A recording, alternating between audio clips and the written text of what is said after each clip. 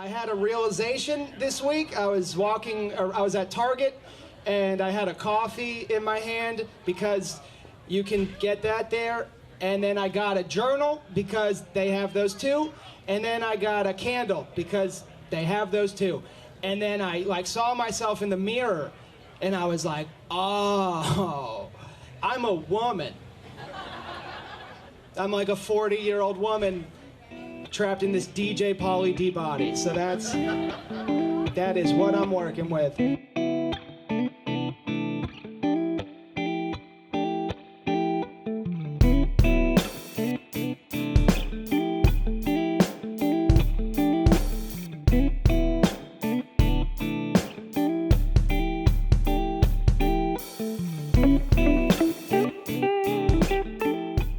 I'm Rob Schneider, which is either a fortunate name or an unfortunate name to have when you're doing comedy, depending on your perspective. Been doing stand-up comedy for about 5 years. During the day, I work as a CPA at a CPA firm. I run a comedy show at Dirty Bull, which is a brewery in downtown Durham. I've always enjoyed stand-up comedy, but I never envisioned it would be something I was good at. So it was never one of those things that was on my list of things to do. A couple of people really pushed me to participate in a local fundraiser for a local nonprofit in the area.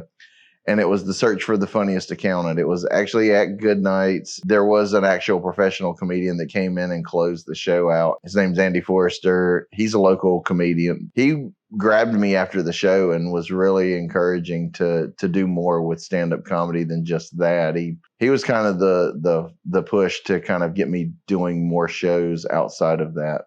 As far as the event and how it went, I had no expectations because this was my first time at this, coming to the Boulevard. Early on, as the host, it's really important to get the crowd fully engaged. From that standpoint, as a host, it's really important to land a couple of jokes early on that really get their attention and really get them laughing, which is helpful when I bring up the next comedian. They're getting a captive audience when they walk on stage. Yeah, but no, I know for a fact I've been single for too long because the other day when I was jerking off, I moaned. Yeah, it was awkward. I was like, and I was like, what the fuck was that? That shouldn't happen. Emilio he's relatively new to comedy, but I've seen him do sets. He's come out to Dirty Bull. He's one of several comedians that really kind of cut their teeth at the show that I run out at Dirty Bull. He's got some talking points and an overall theme that I think a lot of people can relate to. He was open about struggling with weight issues, and I feel like there's a lot of people that can connect with that. And he comes across as relatable for sure. He doesn't feel overwhelmed by the moment, and he seems comfortable. He seems like he's in his natural environment. He's a good first comedian in terms of he's going to be relatable, and the crowd's going to get behind him and what he's doing. He did a good job of keeping the crowd's attention, which is helpful as we bring up the next comedian, because you want, as you come up as a comedian, really the one thing you want is the person in front of you to do a solid job so that you come up and the crowd's still really engaged and really enjoying the show. Man, this is an amazing crowd. Soon y'all gonna figure out that I am just the Walmart version of Emilio. Okay? Just as fat, but made in China. Okay? We gotta have a good time. For Bobo's performance, I would say she is very high energy, and I think that she was in an ideal slot. I felt Bobo was the perfect person to come on immediately after Emilio. She did not disappoint in terms of energy. She came up dancing, and she was laughing with the crowd and interacting with the crowd. Her strengths are a lot different than Emilio. Bobo is able to interact with the crowd and really make them feel like they're part of the show. And a lot of people really will respond to that. As the only Asian comedian on the show last night, she used that to her advantage and had specific jokes that were tied to her heritage. Having said that, she didn't really rely on just being Asian, because I feel like there are comedians that kind of get pigeonholed in, and you're like, they're funny, but all they talk about is their race, or they talk all they talk about is their sexual preference, or all they talk about is this. And so she fit that into her set and definitely made her stand out from everyone else. But she also had other topics that she talked about during her set that made her set more well-rounded. Like, you remember when that live-action Aladdin movie came out? Okay? Well, the internet's undefeated. Not 2 weeks later, all right? It's up and it's ready. It's Aladdin, okay? You can go home and watch it on Pornhub right now. Here's the wildest thing about it. Here's the thing that surprised me. This joint's still a musical. I'm not kidding, yo. It doesn't even, like, it opens softcore. The card comes in, he's like, honey, I'm 10. And Aladdin fucking is singing his little ass. He's like, one stroke ahead of the law, man. Jaocb Rice is the most diverse performer of the night in terms of his focus has shifted from performing to organizing shows and putting shows together, which is a different skill set. As a performer, I would compare him to, in terms of a baseball player, he's the home run hitter. His jokes that hit really well, and they're very funny, and everybody is laughing and everybody is engaged. He does take a lot of risks as far as where he goes with his material. And when it doesn't hit, it really doesn't hit, but he has a unique way of quickly transitioning out of that, realizing that didn't work, moving on quickly. He leaves you with a positive impression. You remember the big hits. You don't remember where he kind of swung and missed. I got like emotional when I graduated college. I really did, because I come from like this Italian immigrant family. No one in my family ever went to college. So when I like walked across the stage, it hit me. I was like, oh my God, like my parents really paid thousands of dollars just so I could get chlamydia.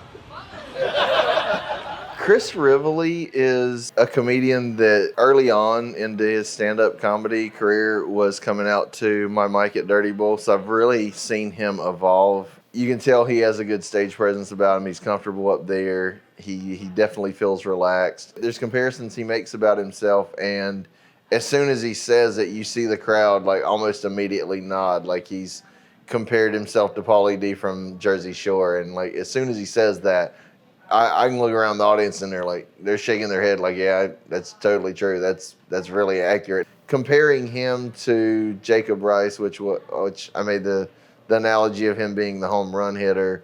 I feel like Chris is getting to a point where he's the solid base runner that's going to reach base a lot more. That was a good person to have later on in the show. You might start to lose the crowd at the very end if they've already been watching comedy for an hour and a half. So I felt like he was a solid choice to put in there to just consistently be funny.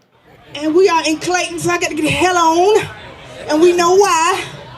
It's red over here. I know there's a lot of Trump supporters in here. Let's not make America great right now. Everything good. Y'all good? Everybody good? Everybody good? Everybody healthy? Yeah, I'm glad y'all came out in this pandemic and everything. I guess we'll know in 2 weeks if I killed or not, huh?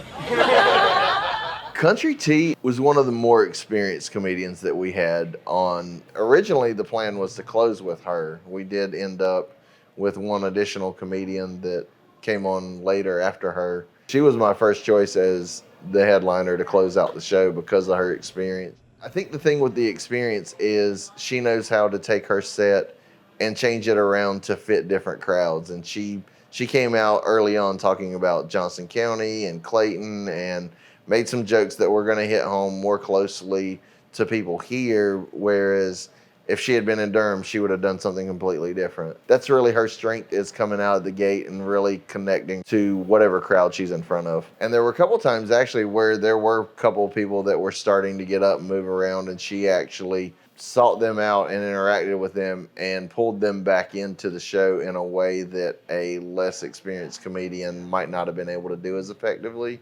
We got to do better. I got to find another job, because this comedy, it's not paying like that. Trust me, it's not that luxurious, glamorous life y'all think it is. I just walked from my house here. That's how glorious this shit is. Jason Seabrooks was a last-minute addition to the show. As we were closing out the show, I was looking at time, and we were trying to fill 2 hours, and it looked like we were going to be maybe 10 to 15 minutes shy of filling 2 hours, which was kind of our goal overall. The stars kind of aligned where he popped in at a moment where we had extra time. I just said, I'll just put you on at the very end, and it worked out well. Jason's ability to go on with relative short notice is really a testament to how prepared he is and how comfortable he is with his material. Comedy is one of those areas that everybody needs in general, but I would say even more so now. A lot of people went through a lot. I personally went through a lot in terms of separating from my wife during COVID. It was one of those moments where I never really realized how true the old saying is that comedians use comedy as a coping mechanism to deal with some of the harder things that they've had to deal with in life. And it really became true for me because I found ways to really find the humor in everything that I went through over the past year. Even for people who do not do stand-up comedy, just having more opportunities now to come out and see stand-up comedy and see people who have gone through similarly difficult times and find a way to put a positive spin on it and make it funny and draw some laughs out of it, I think is really resonating with people and in a way that will help them kind of deal with what they're going through personally. Stand-up comedy is an art form that is a little unique in the sense that anyone can really do that without having to put a lot of time or cost into it. I don't think you really see that with a lot of other areas of entertainment. I'd put anyone really that's here right now on next week at my show if they truly were interested. I'd throw them up there and just, here's a mic, just have fun with it. And so I think that's the unique thing that I like about stand-up comedy is literally anyone can jump up there and take a swing at it.